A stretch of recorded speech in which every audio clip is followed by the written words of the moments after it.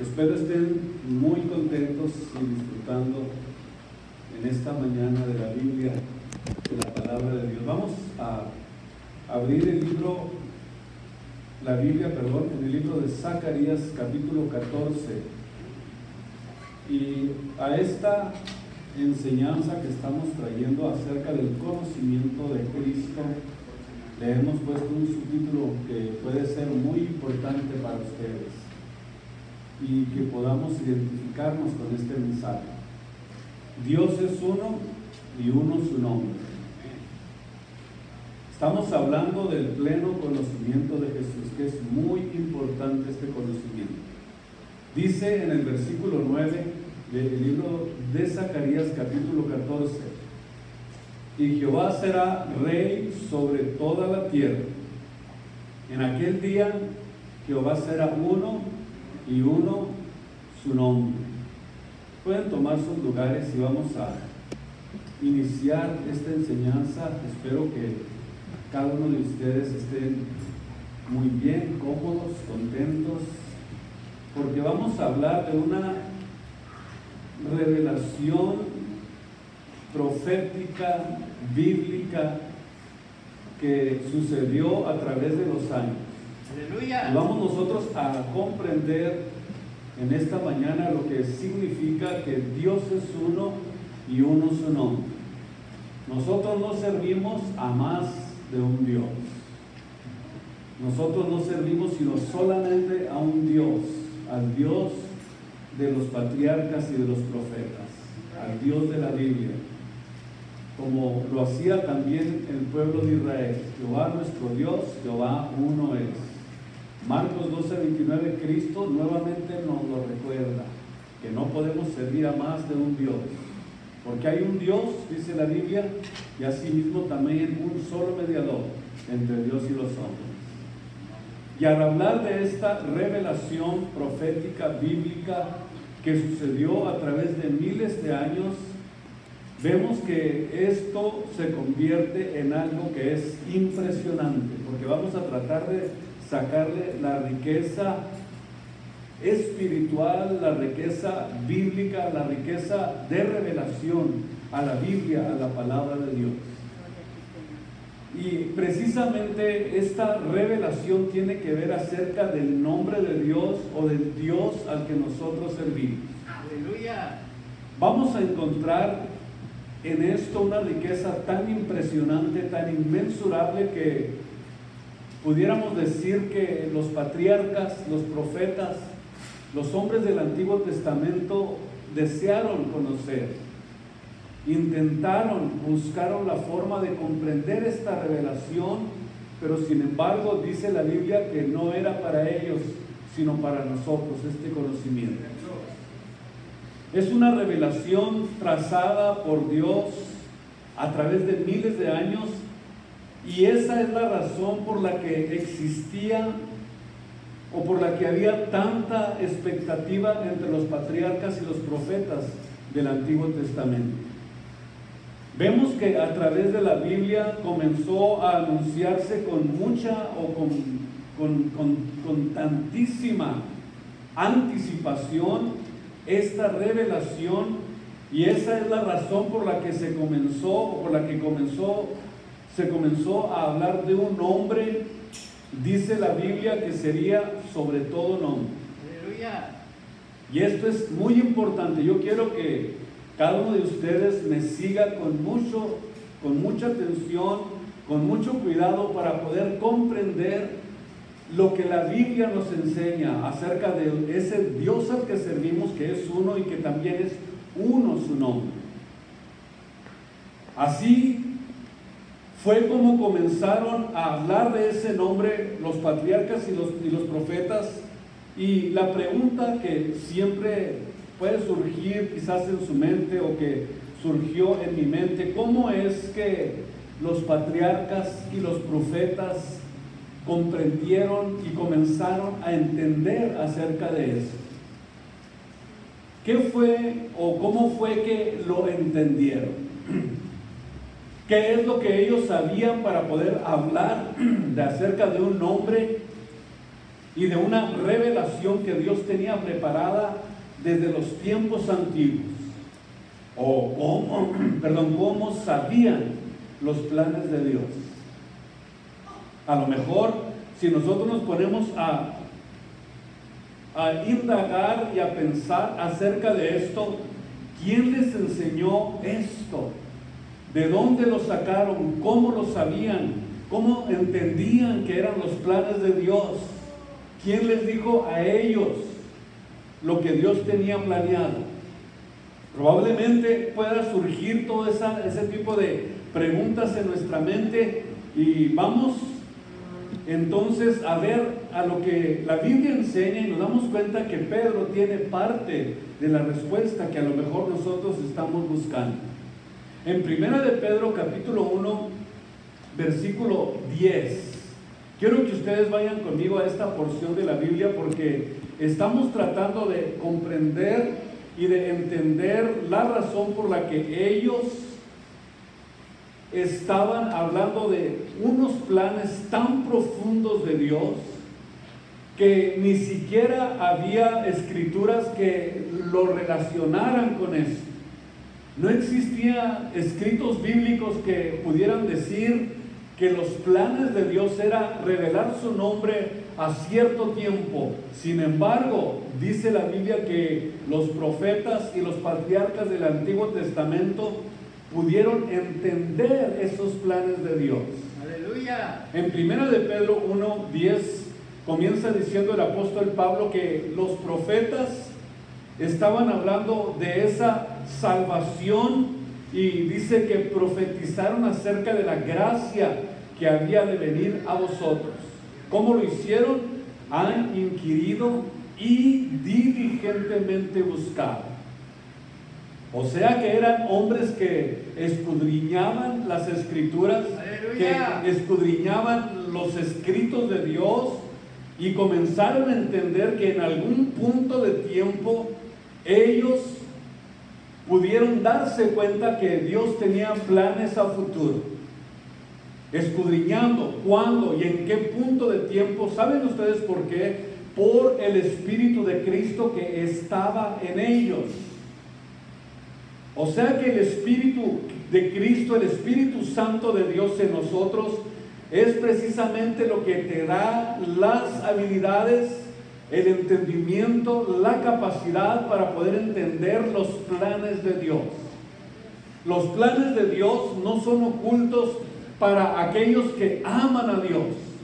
Los planes de Dios no son ocultos para aquellos que están conscientes y que tienen el Espíritu Santo en sus vidas y en sus corazones. Y es ahí donde precisamente nos vemos que estaba el secreto de los patriarcas y de los profetas para poder entender los planes de Dios, el misterio que estaba escondido en las escrituras, y que ellos comenzaron a buscar la forma de poder entenderlo y revelarlo.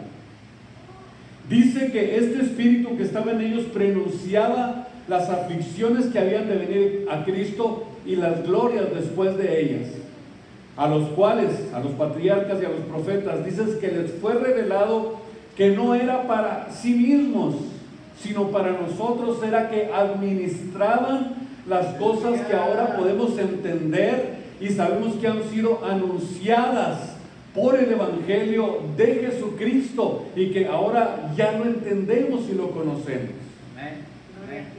Entonces los profetas predijeron una manifestación de Dios todavía aún mayor que la gracia que ellos recibieron en comparación a lo que ellos habían entendido y conocido.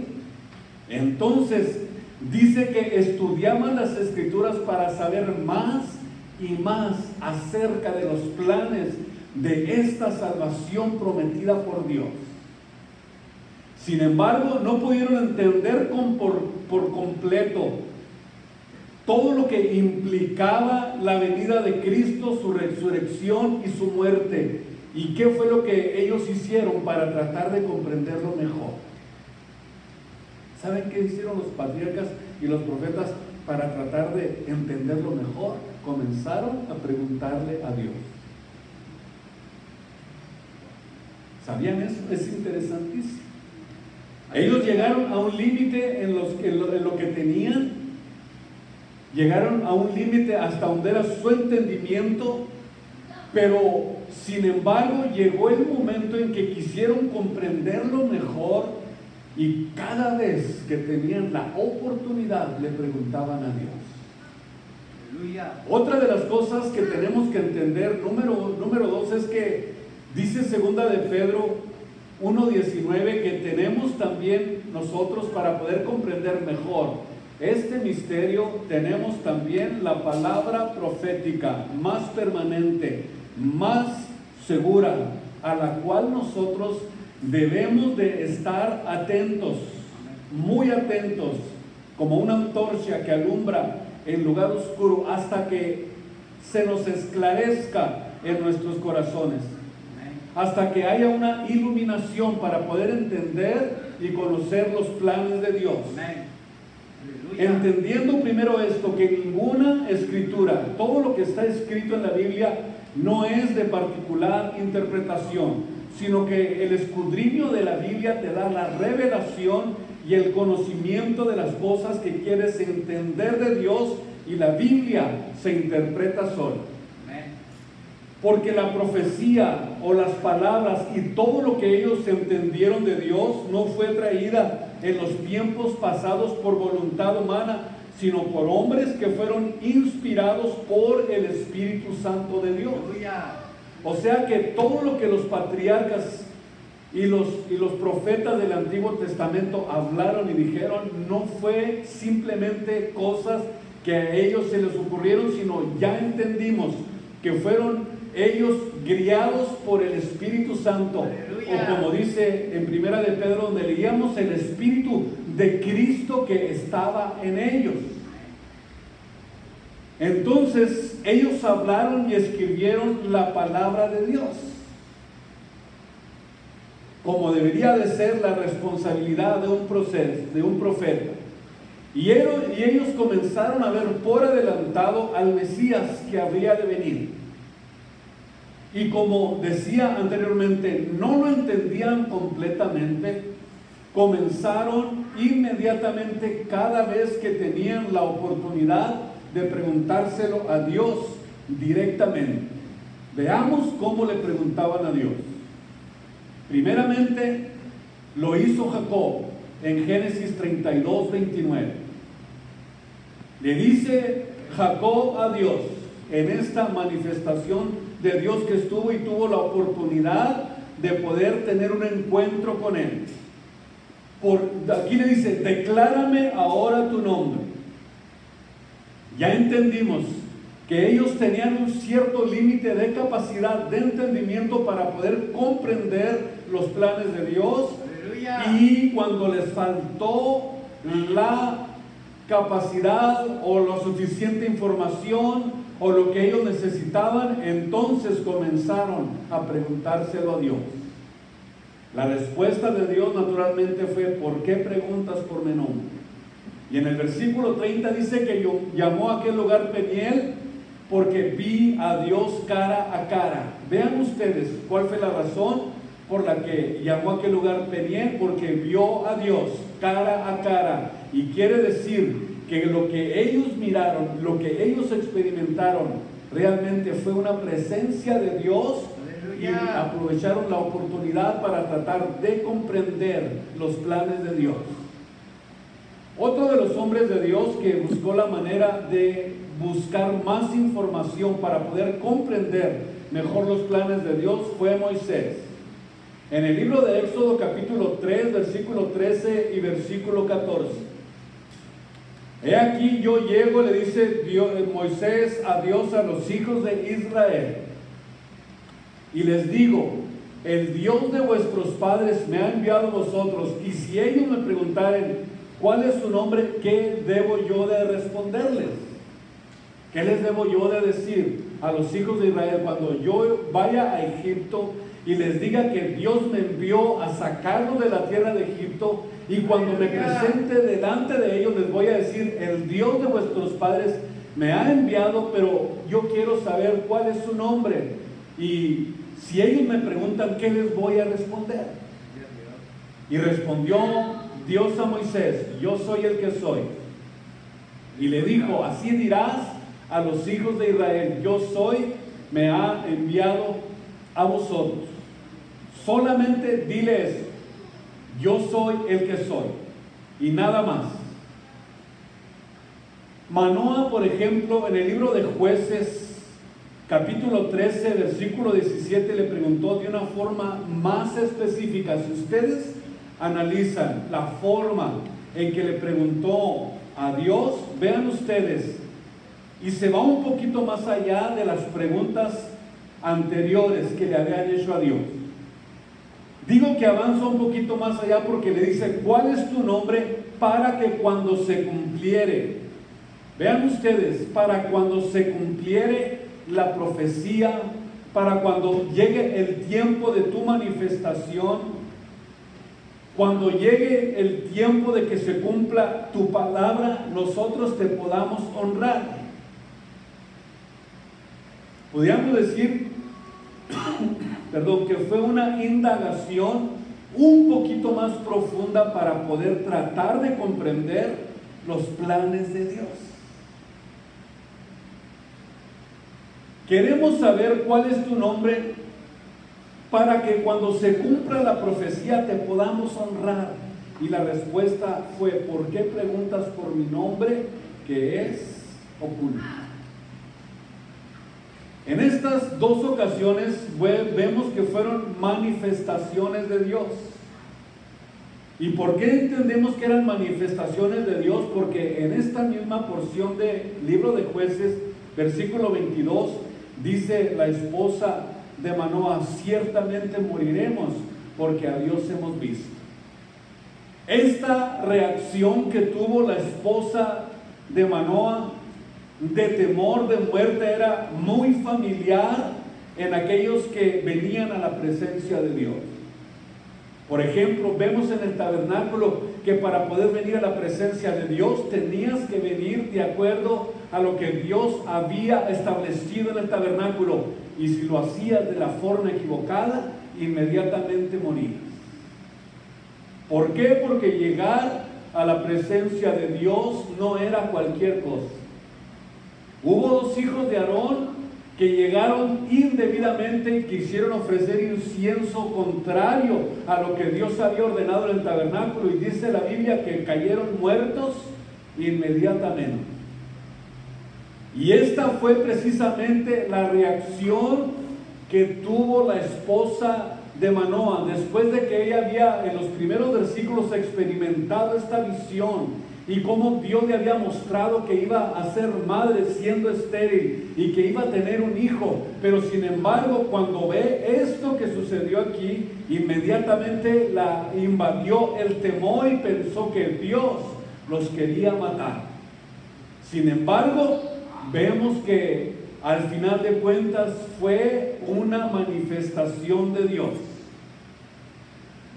Ahora, después de algunos años después, comenzamos ya a ver, por ejemplo, ya en el libro de Isaías, a Dios mismo aclarando, ya dándole más claridad bíblica a lo que Él quería hacer y los planes que Él tenía. Ya vemos, por ejemplo, la revelación, pudiéramos decir, en un proceso más avanzado.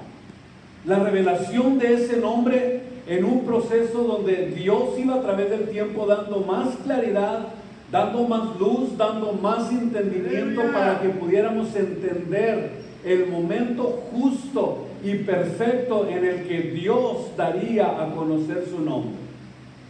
En Isaías 52:6, Dios ya comenzó a decir: por tanto, mi pueblo sabrá mi nombre. O sea, por tanto, mi pueblo va a saber mi nombre. Por esta causa, dice Isaías, yo mismo que hablo, he aquí estaré presente. En otras palabras, yo mismo voy a ir y me voy a presentar. Yo voy a estar presente, yo voy a estar ahí frente a ustedes para darles a conocer ese misterio que no ha sido todavía revelado.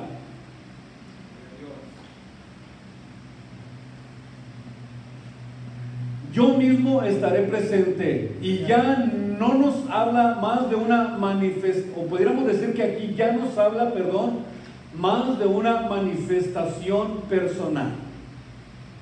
Como que Dios está diciéndonos que Él va a hacer algo personalmente, que ya no iba a utilizar a patriarcas ni a profetas para dar a entenderlo, y yo creo que esa es la razón más básica por la que a ellos Dios no se los reveló. ¿Por qué? Porque no iba a ser a través de patriarcas, no iba a ser a través de profetas, no iba a ser a través de los reyes de Israel, ni tampoco a través de ningún otro sistema, sino que Él mismo vendría personalmente para dar a conocer ese nombre. En Oseas 13:4 nos dice claramente: mas yo soy Jehová tu Dios desde la tierra de Egipto. No conocerás pues Dios fuera de mí, ni a otro Salvador, sino que a mí solamente es al que vas a conocer. Naturalmente que cuando Dios comienza a hablar más revelación y a dar más entendimiento acerca de esto, comenzamos a ver que aquí Dios está haciendo algo importante. He aquí que vuestro Dios viene con venganza, con pago. El mismo Dios vendrá y os salvará. Aleluya. O sea que Dios mismo iba a venir a estar presente para venir a salvarnos. Gloria a Dios. Y cuando vemos en Isaías 9:6, ya Dios comienza a hablar con más claridad del plan que Él tiene. ¿Por qué entendemos mejor ese plan que Dios tiene? Porque ya nos dice que nacería como un niño. Vean ustedes lo interesante de esto para poder comprenderlo cada vez más y más y que esté más claro. Porque un niño nos es nacido, hijo nos es dado, y el principado, o sea, todo, él va a tener el principado en todo.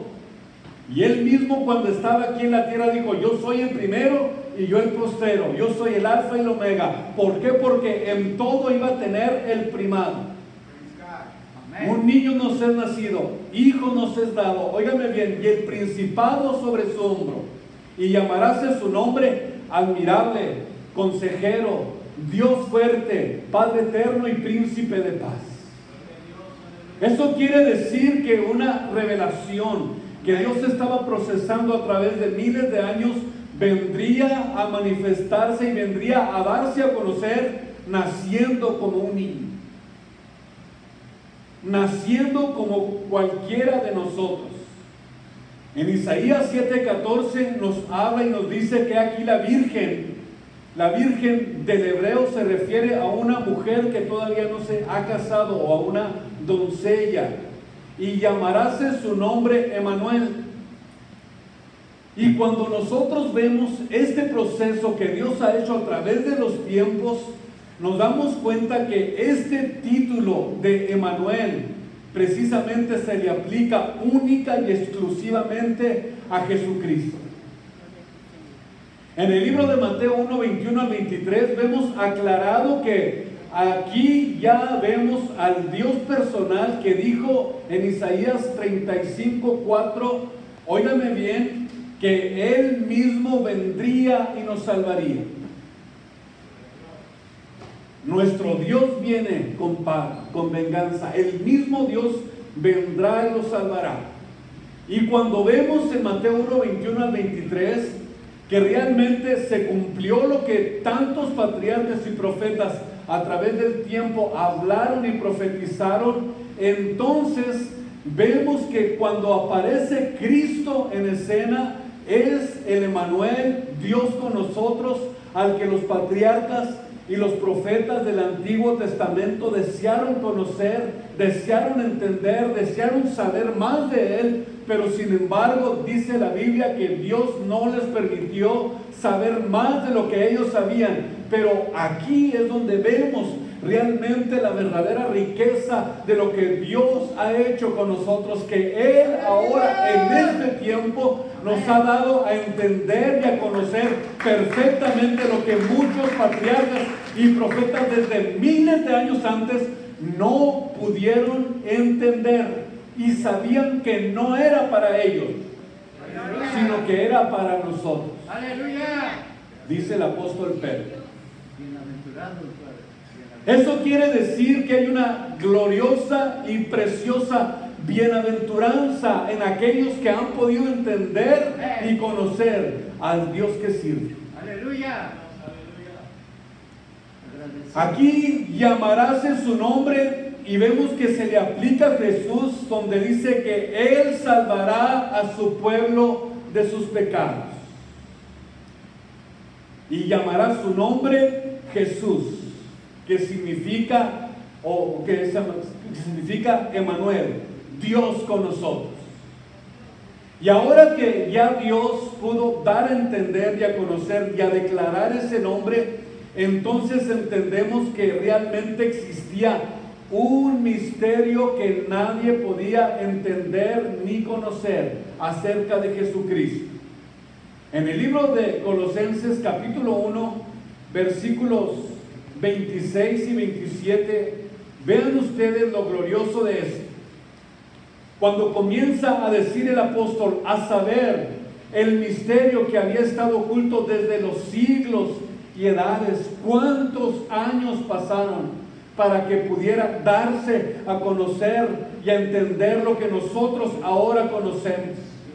Desde los siglos y edades, mas ahora ha sido manifestado a sus santos, a los cuales quiso Dios hacer notorias las riquezas de la gloria de este misterio entre los gentiles, que es Cristo en vosotros, la esperanza de gloria. O sea que Dios a través de los siglos mantuvo este misterio oculto y que nadie podía entender y que nadie podía conocer, pero sin embargo vemos que aquí Dios da a conocer esos planes y aquí vemos que la manifestación de Dios en carne es la más gloriosa revelación que se pueda tener a través de los siglos. El conocimiento de Cristo es precisamente lo que trae esta riqueza de revelación, riqueza de salvación, riqueza de sabiduría, de entendimiento y de saber que Él ahora no solamente nos hizo salvos, sino que también nos hizo participantes de una naturaleza superior a la que nosotros antes pertenecíamos, antes de conocer a Jesús. Y a través de esta superioridad a la que Dios nos está llevando, y lo decimos con toda humildad, es porque Él tiene preparadas cosas grandes y maravillosas que ni siquiera pasan por la mente del hombre. O sea que la riqueza espiritual a la que Dios quiere llevarnos va más allá de lo que vemos, va más allá de lo que tocamos, va más allá de lo que gustamos, va más allá de lo que nosotros pudiéramos adquirir en esta tierra. Las riquezas de gloria que Dios está dándole al mundo en este tiempo, tenemos que aprovecharlas porque Cristo vino precisamente a darnos esas riquezas que tanto necesitamos para poder estar seguros y para poder estar listos para ir a la gloria con Él.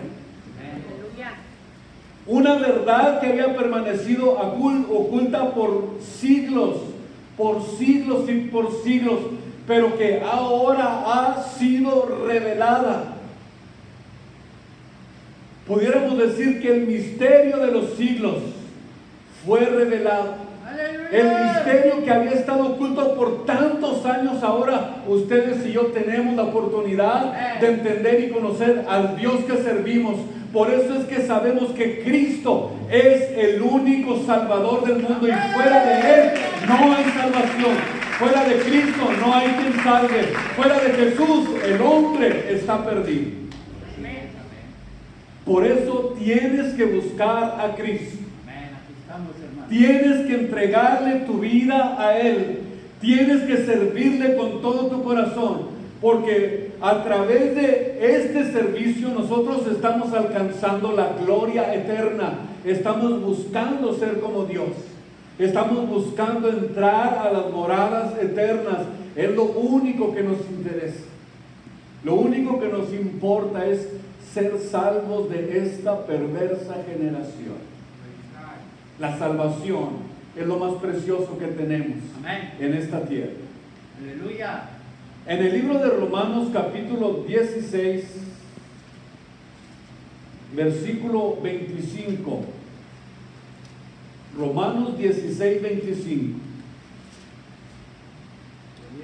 Es muy importante que nosotros entendamos las riquezas de la salvación, o entender la riqueza de haber entendido algo que Jacob, que Isaías, que David, que Salomón, que todos los reyes y profetas del Antiguo Testamento desearon. Eso que todos ellos desearon lo tenemos usted y yo. Gloria a Dios. Todo lo que ellos desearon lo tenemos nosotros. Aleluya. Oh, mis hijos. Bienaventurados, brother. Bienaventurados. En el libro de Romanos 10:25 dice: y al que puede confirmaros según mi evangelio y la predicación de Jesucristo, según la revelación del misterio encubierto desde los tiempos eternos. Vean ustedes cómo menciona aquí el apóstol: desde los tiempos eternos, mas manifestado ahora y por las escrituras de los profetas. Por las escrituras de los profetas, según el mandamiento del Dios eterno, declarado a todas las gentes para que obedezcan a la fe.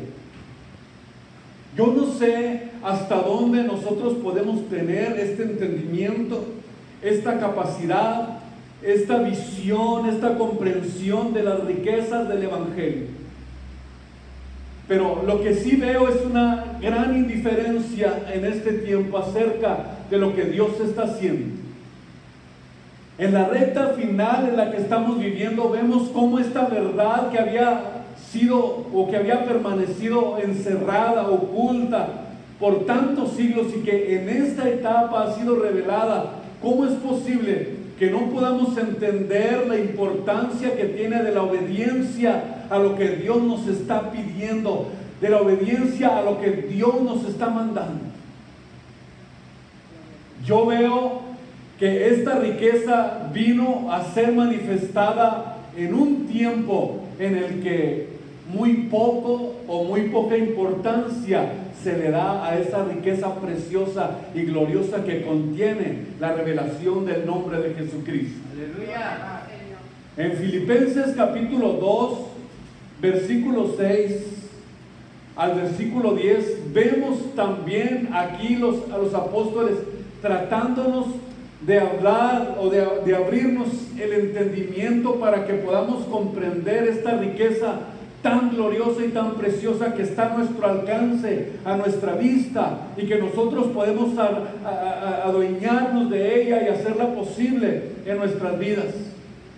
Dice el versículo 6, el cual siendo en forma de Dios, no tuvo por usurpación ser igual a Dios. En otras palabras, Jesucristo manifestado en carne nunca usurpó el lugar de Dios, sino que Él era Dios.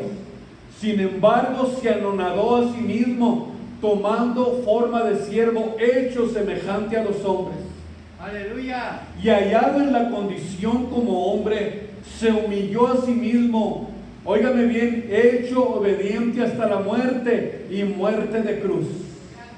Por lo cual también Dios le ensalzó a lo sumo y dióle un nombre que es sobre todo nombre, para que en el nombre de Jesús se doble toda rodilla de los que están en los cielos, de los que están en la tierra y de los que están debajo de la tierra, y que toda lengua confiese que Jesucristo es el Señor. Aleluya. Que toda lengua confiese que Jesucristo es el Señor. Amén. Toda esta riqueza espiritual está a nuestro alcance. Y estamos precisamente esperando. ¿Cuántos están esperando la manifestación de Dios? ¿Cuántos están esperando esa manifestación gloriosa? Dice Primera de Juan 3:2 que aún no se ha manifestado lo que nosotros hemos de ser, porque humanamente todos nos miramos iguales, como que no ha pasado nada. Pero espiritualmente hay un proceso en el que Dios se va a manifestar y va, óigame bien, a sacar lo precioso de lo vil, va a sacar a relucir lo que hay dentro de nosotros. Dios aún no ha manifestado lo que nosotros hemos de ser, pero lo que sí sabemos es cuando Él apareciere, entonces se va a realmente manifestar lo que somos. Allí no hay tapujos, allí no hay trampas, allí no va a haber mentiras, allí se va a ver lo que realmente nosotros somos. Y eso es muy importante, que nosotros lo entendamos, lo comprendamos, lo esclarezcamos en nuestras vidas y nos demos cuenta que al Dios al que servimos está esperando que nosotros estemos listos y preparados para el momento más glorioso, más sublime y más importante de nuestra existencia, la venida de Jesucristo. Y dice en Filipenses 2:13, esperando aquella esperanza bienaventurada y la manifestación gloriosa. La manifestación gloriosa.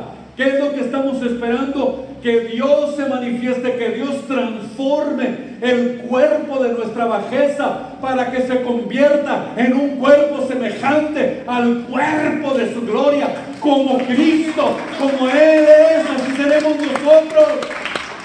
Por eso estamos esperando la manifestación gloriosa del gran Dios y Salvador nuestro Jesucristo. Es lo que estamos esperando. La iglesia está esperando ese glorioso momento, el evento más importante que le espera a los hijos de Dios. Amén. Del gran Dios y Salvador, nuestro Jesucristo. Aleluya. ¿Por qué es el gran Dios y Salvador? Porque dice la Biblia que en ningún otro hay salvación. En nadie más. Hechos 4:12. En nadie más hay salvación, porque no hay otro nombre dado a los hombres. ¿Cuál es el nombre que ahora conocemos? Jesús el Cristo, y llamará su nombre Jesús, porque Él salvará a su pueblo de su pecado.